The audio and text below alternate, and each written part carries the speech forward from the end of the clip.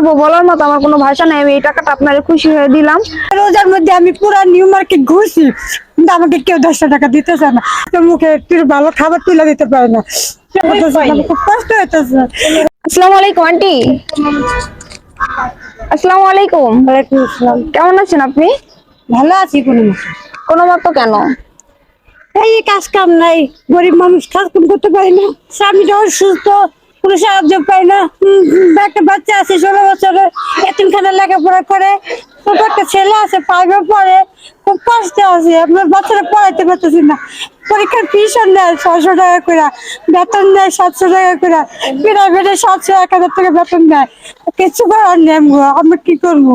আমরা এইভাবে অনেক কষ্টে আছি, ঠিক মতো কাজ করতে পারি না, ঠিক মতো দিনে ভাত খাইতে পারি না। ঘর ভাড়া দিতে হয় 4,000 5,000 টাকা ঘর ভাড়া দিতে হয়। এই পর্যন্ত আমি কথা খুব কষ্ট হইতেছে। কারণ একটা বাচ্চা 16 বছর একটা মেয়ে যদি এরকম করে থেকে পড়ে, আর একটা বাচ্চা আমি পড়াইতে পারতেছি না, তাহলে আমার স্বামীটা অসুস্থ, আমি কাজ করতে পারি না, তাহলে আমি কি করে আমি সংসারটা চালামো? আর কি করে 4,000 টাকা ঘর ভাড়াবো, 5,000 টাকা ঘর ভাড়াবো? একটা বাচ্চার মুখে একটু ভালো খাবার তুলে দিতে পারে না। আমি একটা বাচ্চা 10 টাকা চালে ধরে মারি, যে আমি 10 টাকা পামু কই?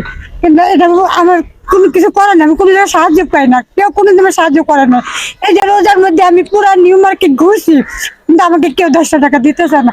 কেউ যদিও দেয় 5 টাকা, অনেকগুলো কথা শুনে। দুজন মানুষ কাজ করতে পারেন না, কারণ 15 রোজা থেকে আমার কাজ বন্ধ হয়ে যায়। এই বালুঘাটে বা যুগালি কাম যে কোনো কাজ 15 রোজা থেকে বন্ধ হয়ে যায়। তখন আমরা পরিস্থিতির শিকার হয়ে 25 রোজার বাইরে, যে কারো কাছে হাত পাতলে 200 টাকা পাবো, কিন্তু পাই না, কেউ দেয় কেউ দেয় না, এই অবস্থায় আছি।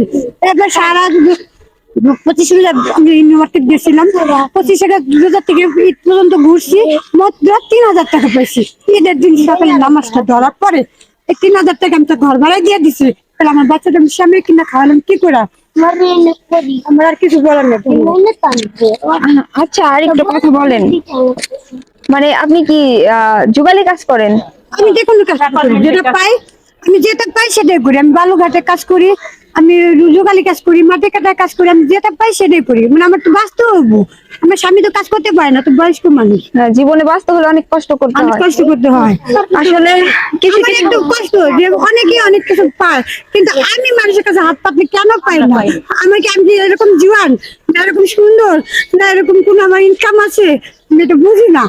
আমি আল্লাহর কাছে সবসময় ফরিয়াদ করি যে আল্লাহ, মানুষ আমার সাথে মানুষ কিছু না কিছু পায়, কিন্তু আমি পাই না, কেন পাই না? এটাই আমার কষ্ট হয়। আপনার হাজবেন্ডের আসলে কি হয়েছে? বয়স্ক, আবার অপারেশন করছিলাম, ভারী কাজ পারে না। ও, মানে অপারেশন করানোর পরে উনি কোনো কাজ করতে পারে না? ভারী কাজ পারে না। আচ্ছা, আপনার কয় ছেলে? তরকারি বিক্রি করতে পারে। কিছুদিন আগে তরকারি ফুটপাতে তরকারি বেচতো, মানে কি করেছে, সব টাকাগুলো গুছাই নিয়ে গেছে, কিছু ছিল না। এখন আমরা ব্যবসা করবো, সে টাকা আমরা হাতে নেই, খুব কষ্ট আছে। কয় ছেলে কয় মেয়ে আপনার? আমার 2 ছেলে 1 মেয়ে। বড় ছেলে আমাকে ভাত দেয় না। আমার ছোট ছেলেটা 5-এ পড়ে, আর মেয়েটা 6-এ পড়ে। এবার এমনি সামনে এসেছি দিব, এতিমখানা থেকে পড়তেছি। কি আপনার মেয়ে? হ্যাঁ।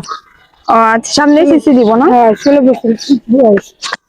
আচ্ছা, তাহলে তো দিনকাল অনেক কষ্টেই অনেক কাটতেছে। কষ্ট আছে। আব্দুল্লাহপুর থাকে আমার মেয়েটা। আব্দুল্লাহপুর এতিমখানায় থাকে? এখানে থাকে। আচ্ছা তুমি আব্দুল্লাহ।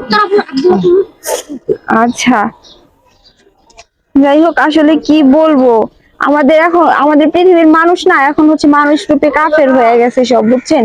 কি বলবো, মানে মানুষের দোষ নাই তো, মানুষ কয়জন দিব? আমার মনে তো অনেক মানুষ অসহায় আছে, কয়জন দিব? এইটাই। আর অনেকে অসহায় আছে, কিন্তু অনেকে থাকলেও অনেকে পারতে করছি। আবার অনেক সময় দেখা যায় যে আমরা তো একদিন কাছে হাত পাততে পারতেছি, আবার মধ্যম সাইজে মানে জুয়ান কাজকর্ম ব্যবসা ট্যাবসা করে, ব্যবসা বন্ধ হয়ে গেছে, এরা কাছে হাত পাততে পারতেছে না, এরাও তো অসহায়। এই খবরটা কেউ নেয় নেয় না, ঠিক আছে। তারপরেও হচ্ছে দেখেন, এখন কিছু কিছু মানুষ, এখন মানুষ কিভাবে বুঝবো যে কে ভালো আর কে কে নাটক করতেছে? দেখেন, এখন যে দুইজন মানুষ যদি সত্যি সত্যি অসহায় থাকে, তাহলে 5 জন মানুষ হচ্ছে আপনার সাইজা অসহায় সাইজা তারপর ইয়া করে।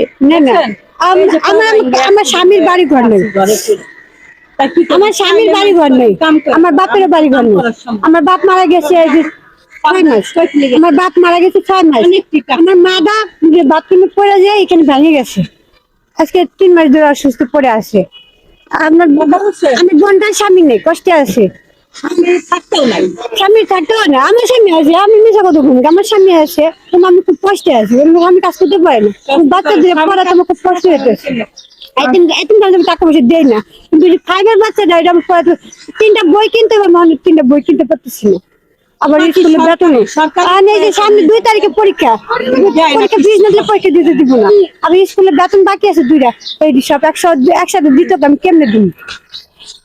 না না, আমি আপনার কথা শুনে আসলে কি বলবো, বলার মতো আমার কোনো ভাষা নাই। আমি এই টাকাটা আপনার খুশি হয়ে দিলাম।